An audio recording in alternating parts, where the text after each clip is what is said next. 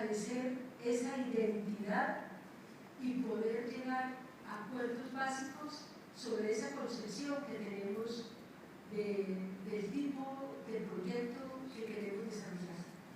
Y en medio de todas las globalizaciones, de todos los desafíos, Roberto, yo creo que cada vez es más fuerte también la capacidad y la decisión de los pueblos de repensar el lugar.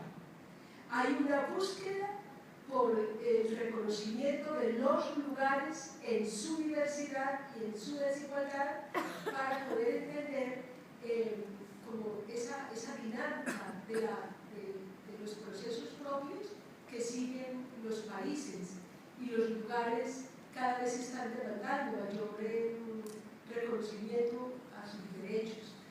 Y poder